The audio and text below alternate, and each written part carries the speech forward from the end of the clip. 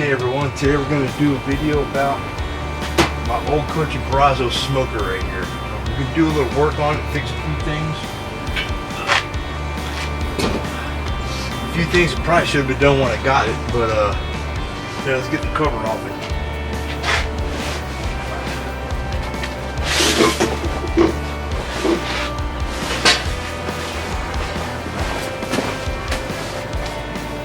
This is the Old Country Brazos. Old Country makes 3 versions of their offset smoker. Actually, really 4. The basic one is the Pecos, the Old Country Pecos, which is the exact same dimensionally as this smoker. However, it's only made with 1/8 inch steel, where this is with 1/4 inch steel, and it does not have the upper shelf, which is out of this one right now. So we're getting ready to clean it.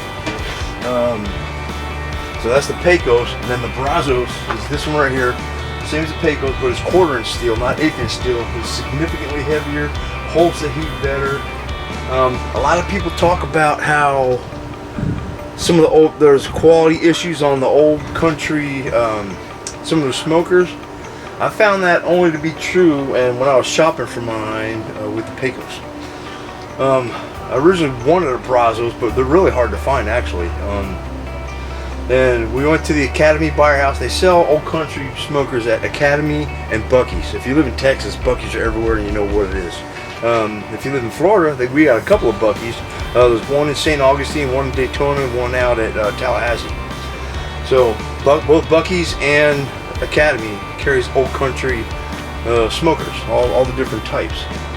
So when I was looking to get an offset smoker, get my own, I was kind of set on getting a Pecos smoker, and that's all because that's all I could find. But you go look at them at Academies, and they have a lot of flaws. A lot of seams aren't tight, and there's flexibility in a lot of it. You know, I watch videos of other guys, and they say basically go look at them and find them out, and find a good one and pick it out.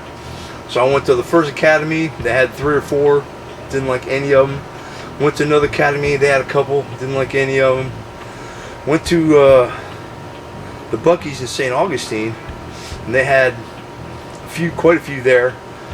Some were pretty close, but thought, well, you know what? There's one more Academy up in North Jacksonville. Let's go up to that one.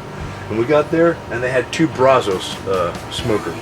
The Brazos smoker, the build quality is outstanding. Thicker steel, everything's clamped, welded, and it's got awesome welds everywhere. Both of them had 0 issues. And on top of that, I was able to get a 10% military discount from Academy. They normally don't do that, but I talked to the manager. She goes, yeah, well, this thing's been in the store for a couple months. We'll hook you up, and they gave me 10% off. So I got it. It was marked at $1,000. Got it for $900. They also make another version of the Brazos XD, which is sold at Buc-ee's, which is the same as this, but it has an additional. It's got tuning plates in the bottom. It's got a big thing up here of that counterweight, which makes the lid real easy to open on the XD. And I believe there's also a basket for your wood inside the firebox on the XD. They also make one called a Wrangler, which is very similar to the Brazos, but your cook chamber is like a foot shorter. And I don't know if the firebox is a little bit shorter, a little bit smaller, but it's made with the heavy-duty steel. They all got the exact same chimney, all 4 versions of it, the Brazos, XD, Pecos, and Wrangler. They all got the handle here, your thermometer port right there. So, anyway, I went with the Brazos. We've had it for a year now, and haven't had no issues with it. No major issues. Overall, it's a great cooker. We've done pork, ribs, chicken, briskets, more chicken, everything. We cooked all kinds of stuff. We even used this over here on the firebox with a skillet on the grill here. Put a skillet on there and sear steaks, and it works great. The only issue I have with this smoker is if your temperature runs a little high, the bottom of the brisket gets a little crispy. Overdone maybe. I haven't burnt one yet. You know, some people say, you know, be careful burning them. I haven't burnt one, but you know, when I'm slicing through it, the bottom can be a little bit harder to slice than the rest of it. All right, so let me get the camera and I'll show you what I think is going on with this smoker when we're having a hard time with the briskets on the bottom, because I'm not the only one this is happening to. All right, so I got the camera flipped around, and yeah, it's dirty right now. We're gonna do a full cleaning on this thing today. Normally this thing cooks right here. This is where it lives. It's underneath this cover. Keep the wood under here. I got more wood in the garage so it stays out of the rain, but today we're gonna move it out in the yard. Gonna give it a power wash, scrape everything out of it, power wash it, air dry it with a blower so we quick dry it, and then recoat it with oil, and we're going to put a brand new seasoning on it. But anyway, with these Old Country smokers, they have a baffle plate or a diverter plate right here, a deflector.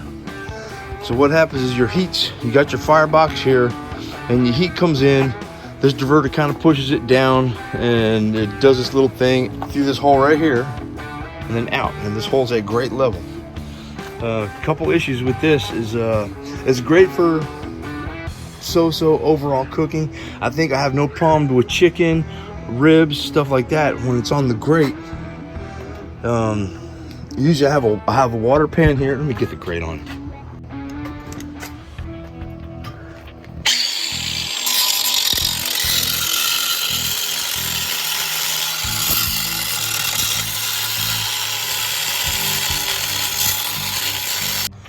So now we may be wondering, with the deflector out, how are we going to do a test to replicate how the thing came? Easy. We're going to put the deflector back in with magnets.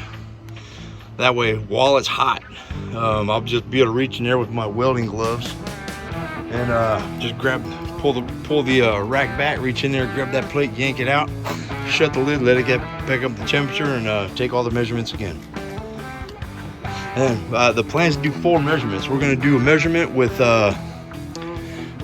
as it's shipped. However, I'm gonna have to, before it gets hot, we're gonna put the door seal on it after it's clean and before we fire back up, so we'll have the door seal on it.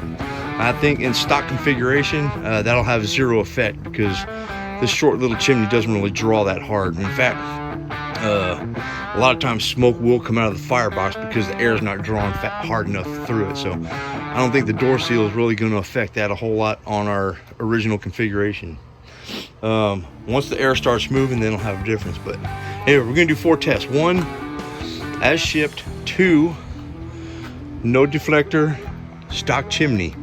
3, extended chimney, deflector back in. And then 4, no deflector with the extended chimney, and we'll see how that goes, and we'll check the temperature differences all in the same location. Our control, it is going to be the control factor, since brisket is what I do, so I'm going to have my temperature on the red mark for all comparison readings. So alrighty, time to get to cleaning.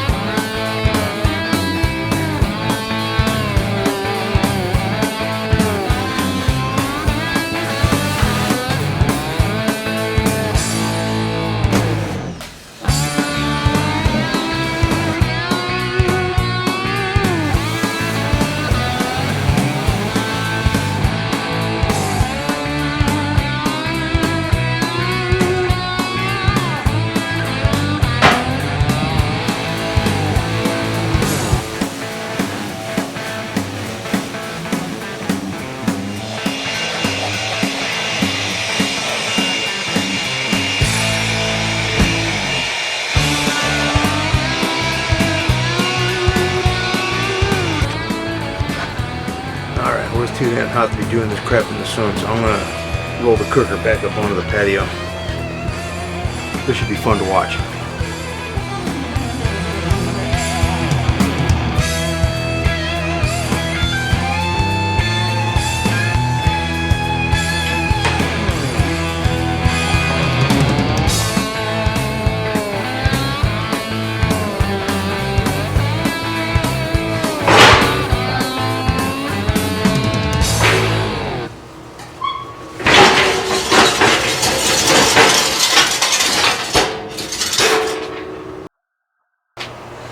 Alright, we got it back underneath the canopy, so at least I'm in the shade. Smoker's still in the sun, but like here's the line right here, so I'm not dying of heat. So next we are going to put the gasket around here. It's all wiped off with acetone. Ooh, in fact, I touched it and my finger didn't turn black, so that's a plus. Alright, gasket next. So the product we're installing here is, it's on the back actually. Fire Black high temperature gasket for smokers. Packaged and sold by Island Outdoor LLC.com. I ordered this off Amazon yesterday afternoon and it was in the mailbox today. Talk about quick. So I don't know where this stuff comes from. 631 area code, so I don't know where that's at, but it's 904 here. Anyway, yeah, ordered it yesterday afternoon. It came today, so fixing to install it right now. Okay, so the smoker lid, the long sections come here with the short ones here. So what I'll do is I'll run the Fire Black here opposite. So I'll do the long ones this way and then have the cross ones go inside. You know, do it opposite. So it's, yeah, closes the gap. All right, so we got this Fire Black seal on here, and man, there's some kind of felt stuff. It says it's rated for it. I was able to get a double line along this. So this is the front edge that meets down here. And man, when this sucker goes closed, it makes like a boom, like it's going sealed.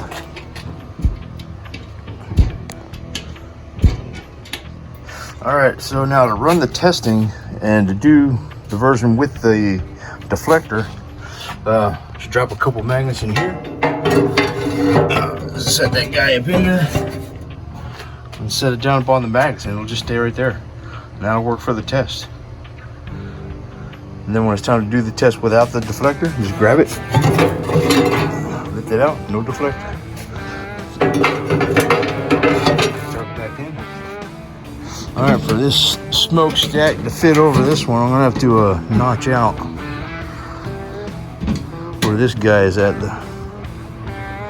But that's cool. Yeah, notch this out and I can slide this on, and then when I'm done, take it off and put the cover back on.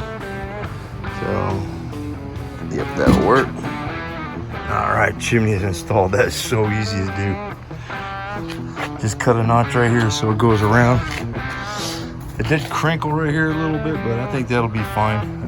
There's an overlap and everything is going up past here, so. Now we're gonna have no air restriction. The only restriction is gonna be this. But like I said, I'm not gonna reinvent the wheel. These mods right here, people have done and have worked. So I'm gonna go with this, and the main thing I wanna see is how did it perform stock compared to how it is now. I never even noticed this, look. This has a serial number. 14701.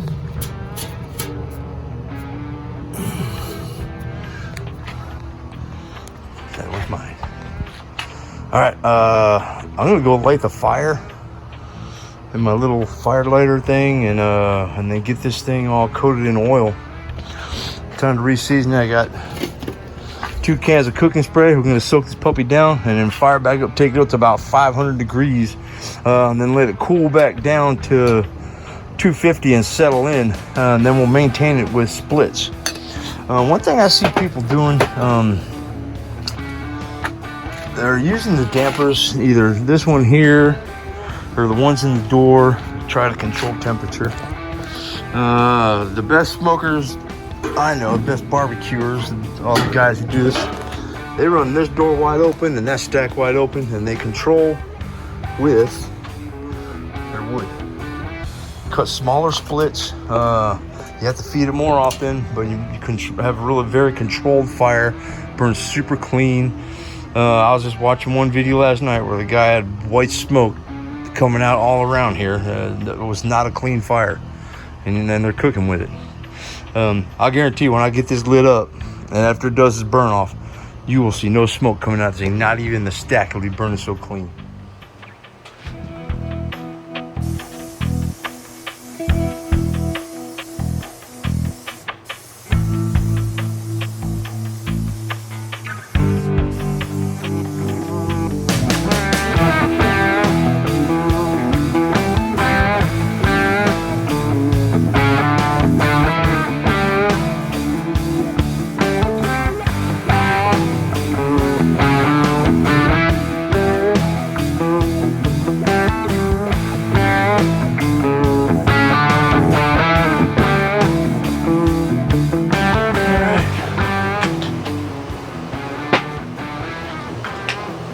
I got my little chimney around the corner heating up right now, so probably 20 minutes we'll have a roaring fire going. Alright, the lump charcoal is in. I didn't film dumping it because I needed 2 hands with the welding gloves. But see, now that that's in, range that, and I open this door up so I can get the airflow going underneath the tray. Alright, ye old fire is cooking now. I like that. Ooh. There we go.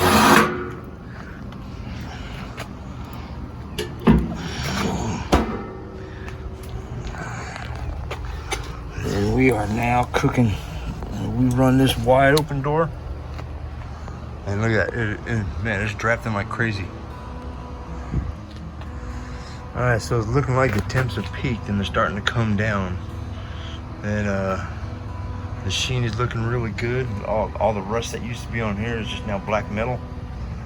But I was getting some drips down here and I was wiping it off and I noticed that right here where the grease drips out, that's an open threaded pipe, and I put my hand in front of it and there was cool air is just pouring in there like crazy.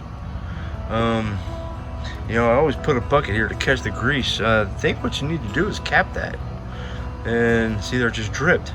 So you cap it, and then maybe once an hour or so, you know, put on your gloves and uncap it, let it drain, then put the cap back on.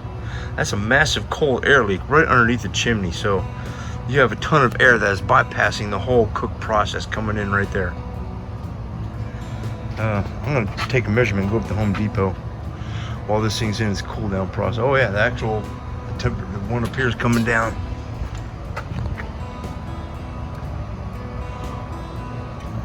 These two are in front of this one, but that's getting down to around 500 or so mark now.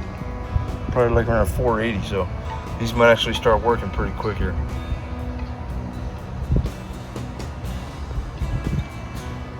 Look at that sheen on there. This baby's looking good.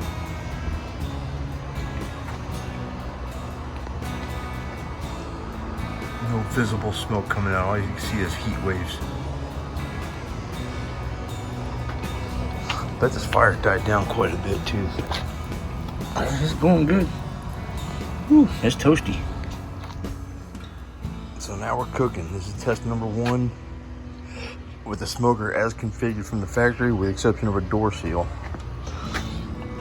The temperature gauge on the smoker is sitting right down on about 250. So sensor 1 is through a potato on top at 264.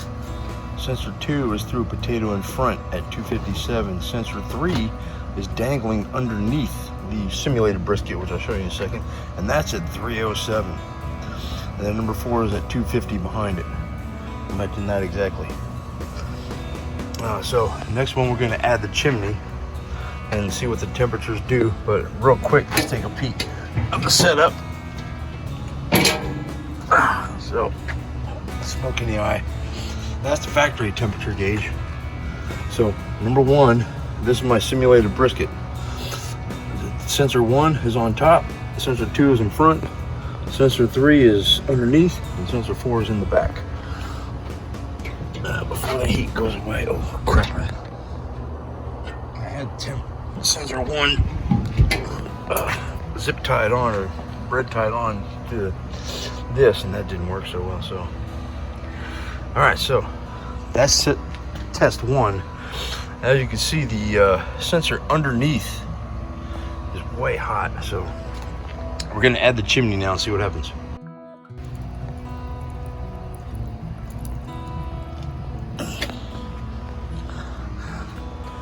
Well, the smokestack appears to have made it worse. We're looking under 250. I added a split. It's stabilized. We're under 250 on top. And man, we are 329 above, 318 behind.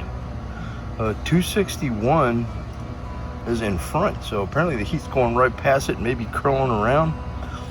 So above the brisket, we're at 286. But man, we're only like 240, 245 something on the top, or 235.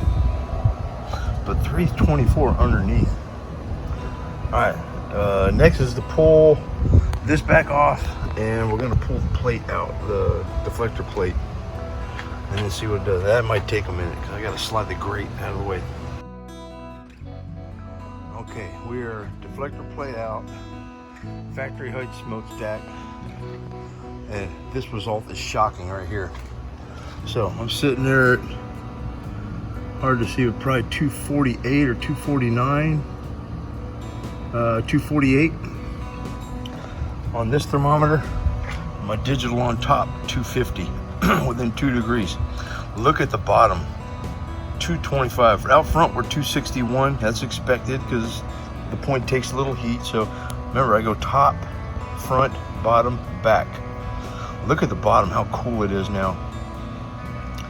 That explains why you get beef jerky bottoms on this thing. That deflector needs to go. So I'm gonna have to add another split now, so we're gonna see a little temperature spike here in a second. In fact, I might, before I put the stack on, I might just throw the split in right now. Well, I got some flames still going in there. Yeah, it's sitting holding tight, 249. Came up another one, that came up another 253, 220. That's amazing.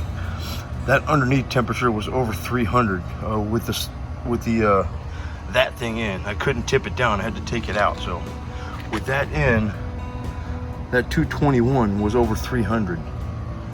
What a difference. Holy smokes. Yeah, if you have an Old Country smoker and you want to smoke brisket, you got to get that out. Holy crap, that's amazing. All right, yeah, we're gonna throw in a split, let the temperature stabilize, and then add the smokestack. Okay, got a couple splits in. It actually had a temperature spike, but it's coming down. So now I'm around 265 on this guy. So we're 270 above the brisket, 304 in front. But look at this. Look at the top to bottom. 268 and 268. They're spot on with 239 in back. I had a couple extra magnets, so I just put some magnets and plugged this hole so cold air can quit bleeding in.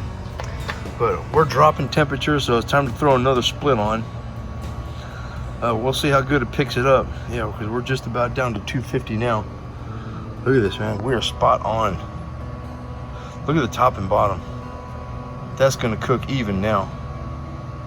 Probe 1 is above the simulated brisket, and probe 2 is dangling underneath the simulated brisket.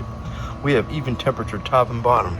As with no deflector plate. I took the water pan out because the top was still running about 10 degrees hotter. So I took the water pan out, added that, and the deflector plate's sitting on the ground. Look at that, within 3 degrees. Front's still a little hot and back's still a little cool, but that's why you put the point up front and the flat in the back, right? We got even temperature coming over the top and bottom. So we're gonna throw another split in here, and I might be pulling off this simulated meat and throw on some ribs and stuff. All right,